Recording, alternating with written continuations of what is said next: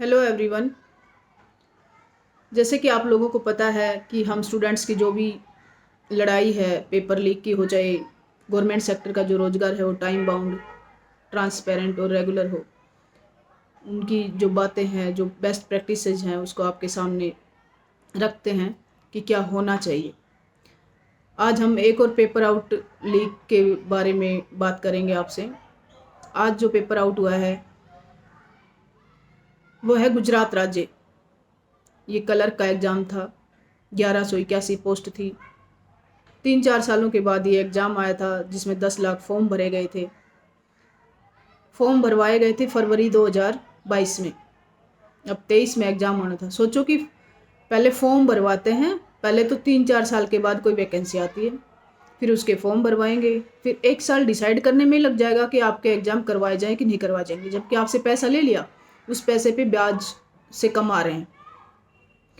फिर आपका एग्ज़ाम होगा, फिर एग्ज़ाम आउट हो जाएगा, फिर आप प्रदर्शन करोगे, सड़कों पर आओगे।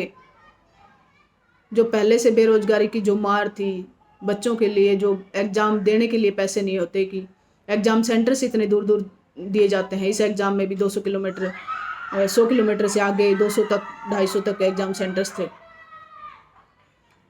फिर आपको सड़कों पे उतरना होगा, फिर एक कमेटी बन जाएगी, फिर 6 महीने उस कमेटी को लग जाएंगे, फिर वो साल आपके लिए गया। फिर नेक्स्ट ईयर आपके लिए फिर से डिसाइड किया जाएगा, कोई इलेक्शन ईयर आएगा तो उसमें घोषित कर दिया जाएगा। तो ये हाल है युवाओं का, ये इज्जत है इस देश में जो युवा देश कहा जा रहा है। आपके इलेक्शन टाइम पे हो जाते हैं, उसमें कुछ नहीं होता। पूरे देश में एक साथ इलेक्शन हो जाते हैं, पूरी मशीनरी लग जाती है, लेकिन पेपर आउट हो जाता है। आप 10 लाख स्टूडेंट्स का, जिसमें 7.5 लाख के आसपास ही लोग बैठेंगे, क्योंकि कुछ रेशियो ऐसा होता है जो हमेशा नहीं बैठता है एग्ज़ाम में, किसी भी एग्ज़ाम में होता है। आप एक एग्ज़ाम को ईमानदारी से, अच्छे तरीके से नहीं करवा सकते। ये एडमिनिस्ट्रेशन की फेलियर है, और ये फेलियर सोसाइटी की भी है, जो बोलना ही नहीं चाहती, जो आगे आना ही नहीं चाहती अपने अधिकारों के लिए।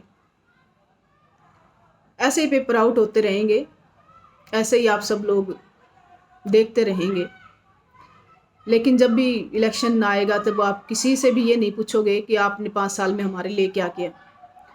आप सिर्फ एक हवाई, जो जैसे एक ऐड आता है किसी साबुन का, रेक्सोना, और ये कर देगा, आपको सुंदर बना देगा। आप उससे ये नहीं पूछते कि साबुन से आप कितनी बार नहाए।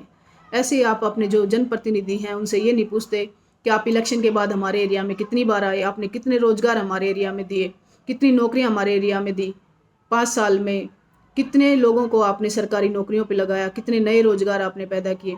आप इसलिए वोट दोगे क्योंकि वो आपके क्षेत्र से है, वो आपकी जाति से है, या वो आपकी रिश्तेदारी से है। कैसे भी करके शूडो आइडेंटिटीज आप ढूंढोगे। इसलिए इस जनता से, एक जो नौजवान जनता है, इससे मेरा एक ही मेरी रिक्वेस्ट है, प्रार्थना है कि अभी भी जाग जाओ, समय अभी भी बचा है, और अपने अधिकारों के लिए आवाज़ उठाओ। अवेलेबल गवर्नमेंट सेक्टर का जो रोज़गार है वो टाइम बाउंड, ट्रांसपेरेंट, रेगुलर होना चाहिए। ये हमारी डिमांड होनी चाहिए। कोई भी पेपर लीक नहीं होना चाहिए। बहुत सारे इश्यूज हैं जो हमने अपने वीडियोज़ में बताए हैं, आप लोग देख सकते हैं।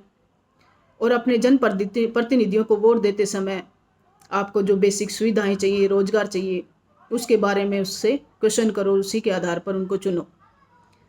कौन आपके साथ कनेक्टेड रहा है पिछले 5 साल, उसी के बेस पर आप उसको चुनो।